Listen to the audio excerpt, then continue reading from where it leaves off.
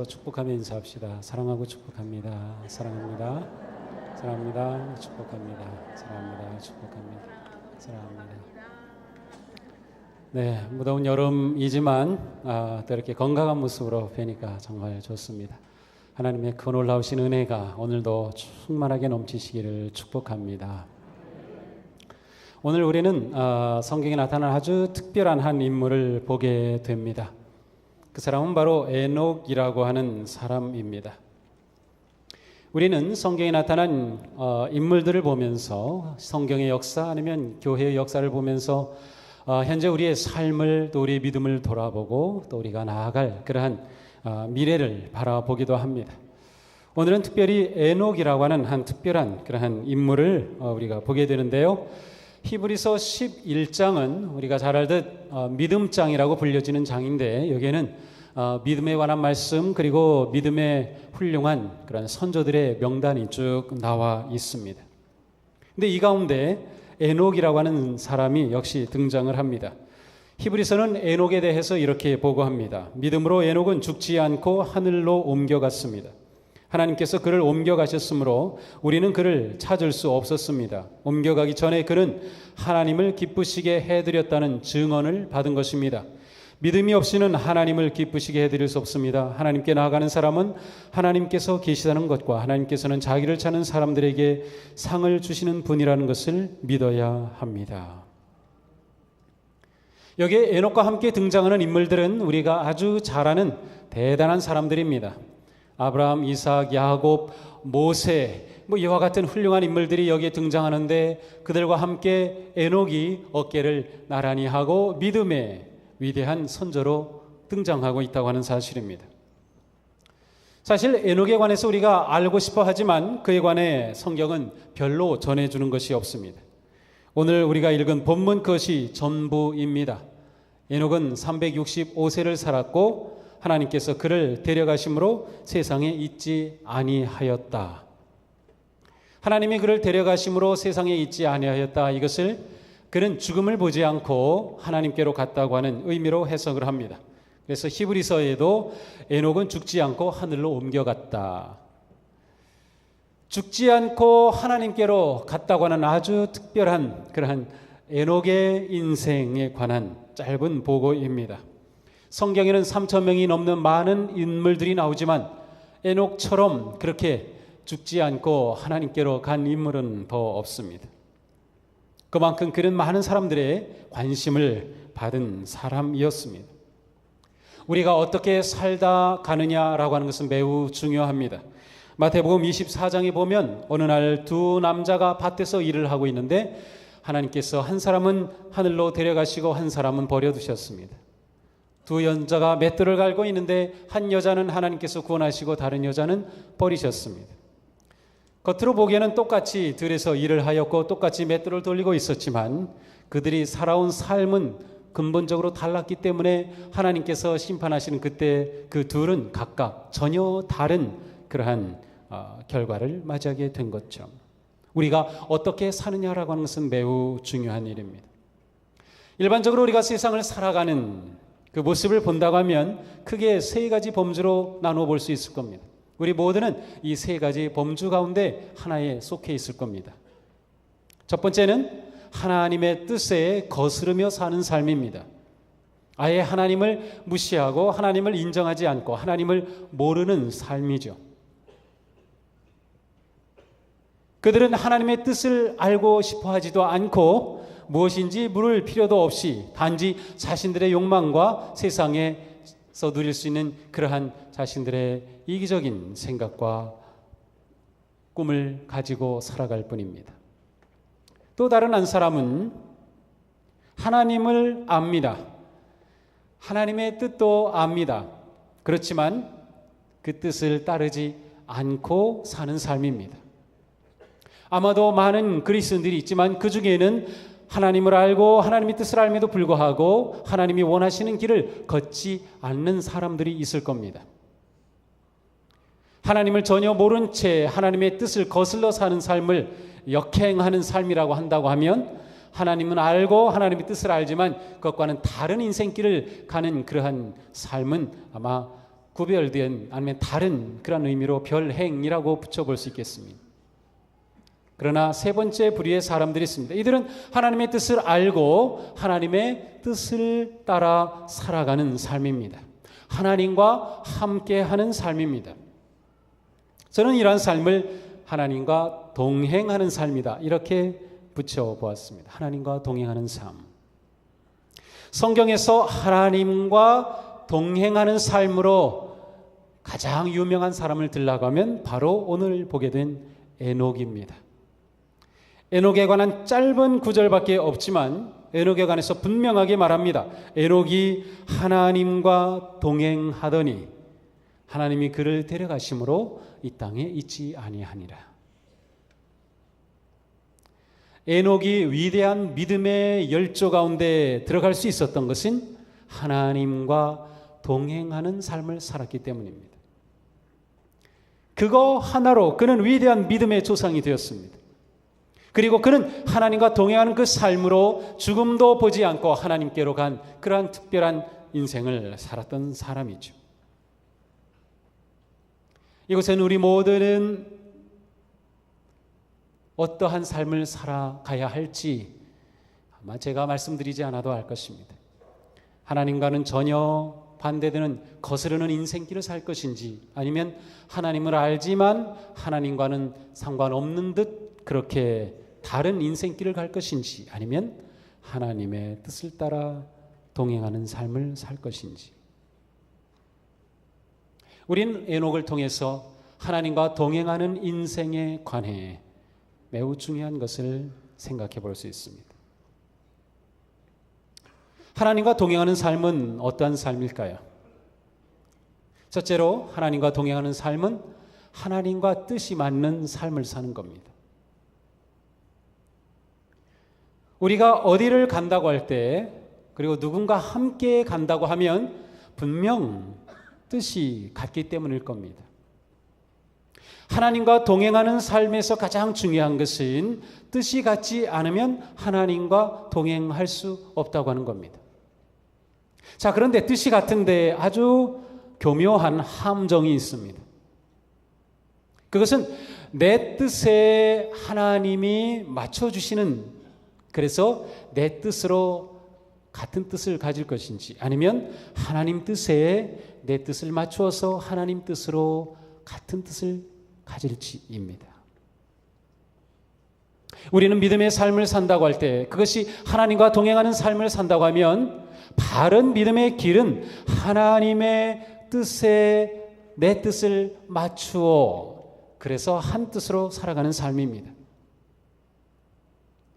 머리로는 그렇게 이해가 되죠. 그러나 실제로 우리가 믿음 생활하는 많은 부분은 내 뜻 중심으로 살아가려고 하는 것입니다. 우리가 누구 뜻으로 살아가는지를 분명하게 보여주는 것은 우리의 기도입니다. 우리가 하는 기도를 본다고 하면 그 사람이 어떠한 믿음을 가지고 있는지, 어떠한 삶을 사는지 분명하게 알 수 있습니다. 우리는 똑같이 기도할 수 있습니다. 하나님 지혜를 주세요. 하나님 능력을 주세요. 하나님 역사하여 주세요. 그러나 한 사람은 이렇게 기도합니다. 하나님, 제가 이렇게 굉장한 계획을 가지고 있습니다. 제가 이렇게 꿈을 가지고 있습니다. 하나님, 저에게 지혜를 주셔서 이 꿈을 이루게 해주세요. 저에게 능력을 주셔서 이 계획을 이루게 해주세요. 하나님, 저를 도와주세요. 겉으로 볼 때는 아주 좋은 기도 같습니다. 그러나 그 밑에 깊은 곳에는 내 뜻이 있습니다. 그리고 하나님은 단지 나를 도와주시는 분입니다. 하나님의 뜻에는 관심이 없는 겁니다. 거꾸로 내가 무엇인가를 계획하고 하려고 할 때, 하나님, 제가 이것을 계획하려고 하는데 이것이 하나님께서 원하시는 건가요? 정말 하나님께서도 저의 이러한 계획을 인정해 주시는 건가요? 하나님, 저에게 하나님의 뜻을 이루어갈 수 있는 지혜를 주세요. 하나님의 뜻을 이룰 수 있는 능력을 주세요. 라고 기도하는 거죠. 같은 기도이지만 다른 기도입니다. 같이 믿음 생활하는 것 같지만 다른 길을 걷고 있는 것입니다. 우리가 진정으로 믿음 생활을 한다고 하는 것은 하나님의 뜻에 내 뜻을 내려놓는 것입니다. 하나님의 뜻에 내 뜻을 맞춰가는 것입니다. 예수님께서 이 땅에 보여주신 모든 예수님의 사역과 예수님의 구원의 역사는 전부 하나님의 뜻에 따르는 것이었어요. 하나님의 뜻에 맞추는 것이었어요. 예수님은 단 한 번도 아버지의 뜻을 거슬려서 행동하신 적이 없으셔요. 우리는 예수님께서 마지막 십자가를 앞에 놓고 기도하신 것을 잘 알고 있습니다. 예수님은 정말로 고민하셨어요. 정말로 힘드셨어요. 아버지, 정말 이 십자가의 죽음의 잔을 옮기실 수 없는 것입니까? 제 뜻은 이 죽음을 피하는 것입니다. 그러나 제 뜻대로 하지 마시고 아버지의 뜻대로 하옵소서. 예수님은 마지막 아버지의 뜻에 자신의 뜻을 내려놓으심으로 십자가의 길을 완성하신 겁니다. 우리가 믿음으로 살아갈 때 그 삶은 하나님이 나를 이 땅에 보내주셨고, 그래서 하나님은 내 생명의 주인이시라는 것과, 하나님이 나를 이 땅에 보내실 때에는 그냥 우연히 계획 없이 보내신 것이 아니라 하나님의 뜻과 목적으로 나를 이 땅에 보내셨다고 하는 믿음이 있는 겁니다. 따라서 내가 살아가는 모든 삶에는 하나님이 내게 두신 삶의 목적과 뜻이 있습니다. 우리는 그것을 내 인생의 사명이라고 말하는 겁니다.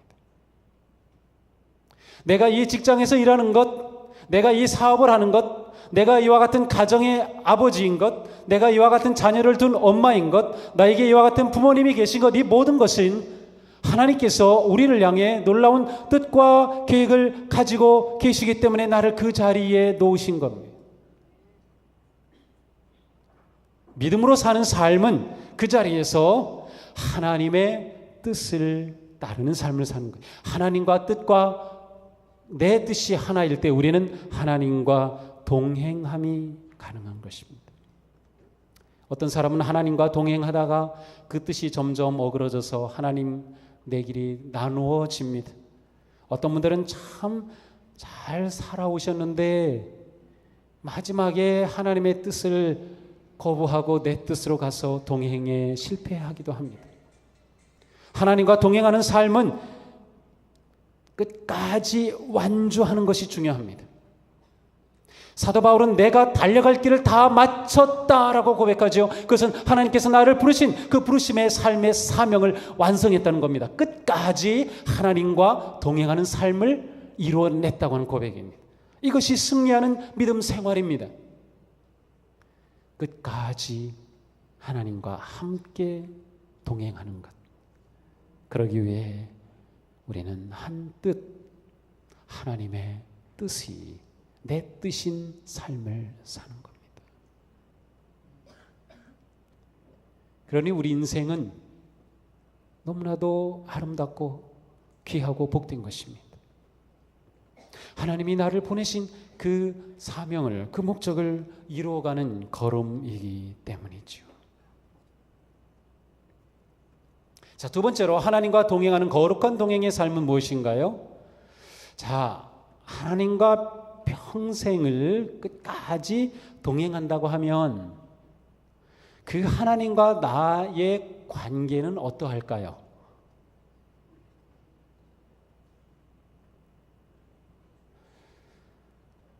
글쎄요, 우리 결혼해서 함께 사는 우리 많은 우리 성도님들을 볼 때 부부가 같이 결혼해서 가잖아요. 동행하잖아요. 한 길을 같은 꿈을 꾸고 한 가정을 이루어 가잖아요. 근데 10년, 20년, 30년, 40년 사시면서 둘 사이가 어떠셔요? 갈수록 좋아지셔요? 그게 당연한 거 아닌가요? 갈수록 왼수가 되면 곤란한데, 그죠? 평생 왼수되면 안 돼요. 자, 하나님과 우리가 동행한다고 할 때 그 동행은 하나님과 친밀한 관계를 나누는 삶을 말합니다. 하나님과 친밀한 관계. 아니, 평생을 동행하는데 서로 서먹서먹하고 멀고 낯설고 그렇다고 하면 그 동행이 행복하겠어요? 그 동행은 정말 어려울 겁니다. 함께 갈 수 없을 때 그때는 결국 헤어지는 거죠. 하나님과 우리가 동행한다고 하면 하나님과 우리의 관계가 아주 친밀해지는 겁니다.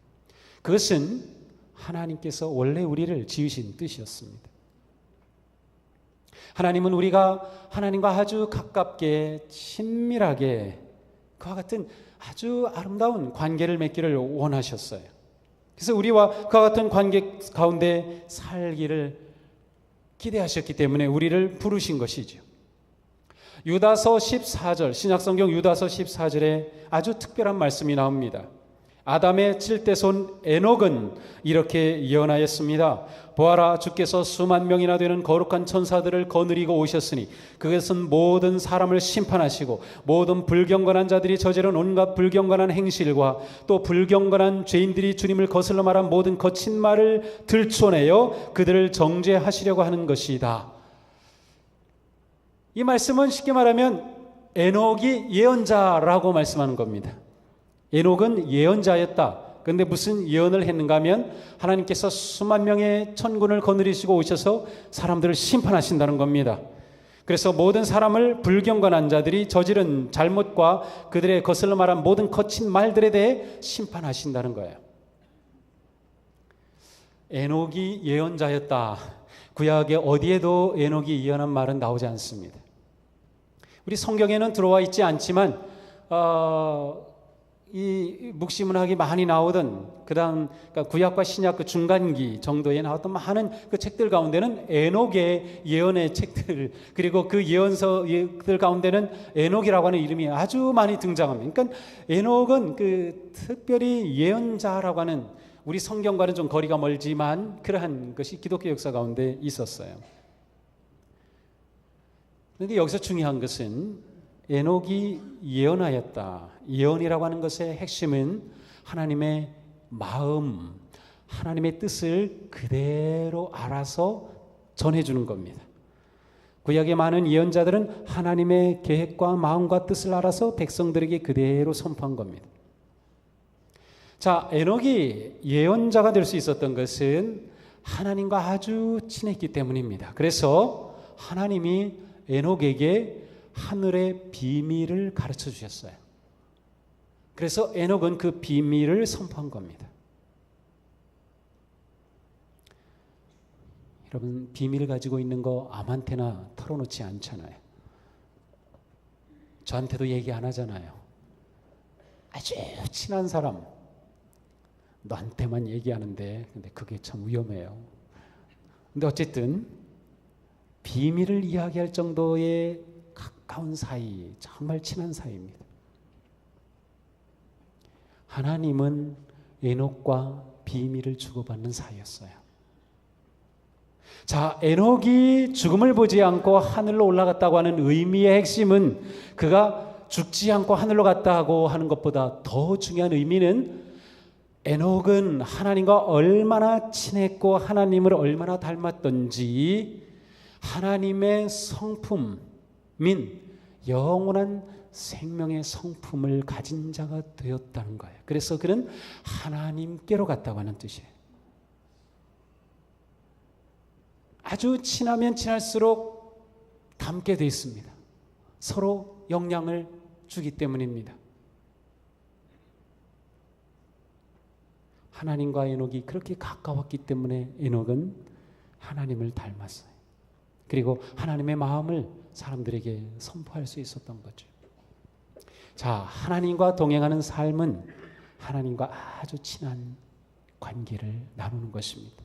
아니, 좀 더 바르게 표현하면 그 관계를 누리는 겁니다. 한번 여러분에게 있어서, 내게 있어서 지금 가장 친한 사람, 정말 내가 뭐라고 할까요? 맛있는 음식 있으면 같이 나눠 먹고 싶은 사람, 내가 막 슬픈 일이 있을 때 내 마음을 터놓고 싶은 사람, 저한 일이 있을 때 꼭 먼저 얘기해주고 싶은 아주 가까운 사람 있죠? 자, 그 사람이 하나님이라고 한번 생각해 보세요. 내게 정말 좋은 일이 있을 때 먼저 하나님께 막 이야기하고, 내가 정말 아픈 일이 있을 때 하나님께 이야기하고, 내 마음을 위로해 줄 수 있고 이해해 줄 수 있는 그분이 하나님이고, 내가 언제든지 어리광도 부릴 수 있고, 거기서 내 마음껏 울 수도 있고 춤출 수도 있고, 정말 아무 거리낌 없이 가까운 그분이 하나님인 삶. 지금 하나님은 여러분들에게, 나에게 어떠한 존재인가요? 너무도 가까운 그런 분인가요? 아니면 너무도 멀리 계신, 내 원망스러운, 아니면 무서운, 두려운 분으로 멀리 있나요? 하나님은 우리와 하나가 되기를 원하셔요. 가까워지기를. 하나님께서 아담과 하와를 지으셨을 때 하나님의 형상대로 지으신 것은 그들과 가깝게 교제를 나누기를 원하셨기 때문이에요.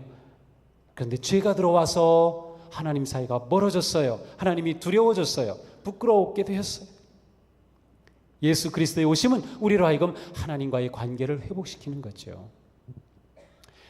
우리가 믿음 생활, 신앙 생활 한다고 하는 것은 하나님과 내 인생 평생을 동행하는 삶을 사는 거다. 그리고 나와 함께 하시는 그 하나님은 세상에 둘도 없는 친구, 세상에 가장 소중한 아빠, 내게 엄마, 내게 가장 가까운 그 누구와 같은, 그와 같은 분이다. 세 번째, 하나님과 동행하는 삶은 하나님과 한 뜻으로 가는 삶, 하나님과 아주 친밀한 관계를 누리는 삶, 그래서 내게 기쁨과 평화가 소망이 넘치는 삶이라면, 세 번째로는 하나님께 또한 기쁨이 되는 삶이에요. 하나님께 기쁨이 되는 삶. 우리가 하나님으로 인해 기쁨과 평화와 소망과 행복을 누린다고 하면 우리의 그와 같은 존재 자체가 하나님께도 큰 기쁨이 되는 겁니다. 우리에게는 하나님 그분 자체가 말할 수 없는 감사요 은혜인 것처럼, 하나님께는 내 존재가 너무나도 사랑스러운 아들이고 너무나도 소중한 딸인 겁니다. 하나님께 기쁨이 되는 거예요. 하나님께 기쁨이 되는 삶의 핵심은 예배의 삶입니다. 예배는 여러 가지로 정의할 수 있지만 오늘은 제가 이렇게 정의하고 싶어요. 예배는 하나님에 대한 사랑을 고백하고 이웃에 대한 사랑의 삶의 열매를 드리는 것이다. 오늘 우리가 이렇게 예배할 때 우리의 마음 중심에는 하나님에 대한 사랑의 마음, 감사와 고백과 기쁨이 넘치는 거죠. 그래서 우리의 찬양은 열정적인 것이고, 우리의 기도는 그래서 뜨거운 것이고, 우리의 예배는 그래서 감동적인 거예요. 이 안에는 하나님과 우리 사이에 그 진한 감동이 넘쳐나기 때문에, 사랑의 감동. 하나님과 동행하는 삶은 언제나 하나님을 예배하는 삶이에요. 하나님이 기뻐하시는 삶이죠. 자, 하나님을 예배한다고 하는 것은 하나님과 내가 함께 가면서 하나님을 하나님으로 인정하는 것입니다. 나와 함께 하시는 그 하나님을 내 인생의 주님으로 고백하는 것입니다. 하나님의 그 거룩함을 드높이는 것입니다.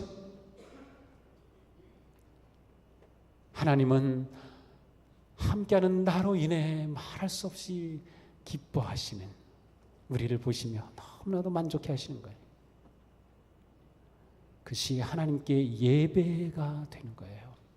어떻게 이웃 사랑함이 예배의 열매로 드려지는가? 사도 바울은 로마서 12장에서 너희 몸을 하나님께서 기뻐하실 거룩한 산 제물로 드리라고 하였어요. 구약 시대에는 하나님께 제사를 드릴 때 동물을 잡아서 그 피를 흘리고 그 제물을 드렸어요. 사실은 죽은 동물을 드린 거죠. 우리는 우리가 살아있는 몸 이대로 하나님 앞에 제물로 드리는 겁니다. 우리 몸을 살아있는 대로 living sacrifice로 드리는 거예요. 우리가 하나님 앞에 제물이 되는 거죠. 구약시대 제물은 완벽해야 됐습니다. 온전해야 됐어요. 흠이 있으면 안 돼요. 그렇다면 우리가 하나님 앞에 우리의 삶을 산 제물로 드릴 때 흠이 있으면 안 되죠. 근데 흠이 많잖아요. 지난 한 주간도 살면서 얼마나 많은 흠집이 생겼어요. 하나님 앞에 우리가 온전하지 못한 모습으로 나왔잖아요. 그래서 우리가 예배를 드릴 때 예배 앞부분에서 회개의 기도를 하는 거예요. 우리의 더러운 흠집을 그리스도의 보혈로 깨끗이 온전하게 만들어주셔서 하나님 앞에 우리가 온전한 제물로 드리는 거죠. 자, 근데 하나님 앞에 우리의 삶을 제물로 드린다고 하면 도대체 우리가 무슨 삶을 드리나요? 그것은 지난 한 주간 살았던 우리의 삶이 오늘 우리가 드리는 하나님 앞에 드리는 제물로 내가 드려지는 겁니다. 그러니까 그리스도인의 삶이 하나님께 드려지는 예배입니다. 예배는 이곳에서 드리는 이 한 시간만이 예배가 아니라 예배가 끝나고 나가서 우리의 보내는 모든 시간이 결국 하나님 앞에 드리는 예배가 되는 거예요. 그러므로 하나님께 예배하는 삶은 이 시간과 한 주간의 모든 우리의 삶, 그리고 우리가 하나님과 동행하기 때문에 그 삶의 자리에서 하나님을 인정하고 하나님께 순종하며 하나님의 뜻을 따르는 예배자로 살아가는 거예요. 그때 하나님이 기뻐하시는 거죠. 영광 받으시는 거예요. 이 삶이 우리의 신앙의 삶입니다. 다른 것도 없어요. 우리가 살아가는 마지막 순간까지 하나님과 함께 하나님의 뜻이 내 인생의 소명이 되고 하나님이 나와 말할 수 없이 가까운 가장 친한 아빠요, 엄마요, 친구요, 내게 기쁨을 주시는 분, 그리고 나와 함께하는 그분이 나로 인해 영광 받으시는 삶을 살아간다면 우리의 매일매일 살아가는 삶은 얼마나 가치 있고 소중하고 의미 있는 삶이 될 것인가. 바로 이와 같은 삶이 우리 모두의 삶이 되기를 축복합니다. 이 한 주간의 삶 또한 우리가 하나님과 동행하는 복된 삶이 되기를 축복합니다.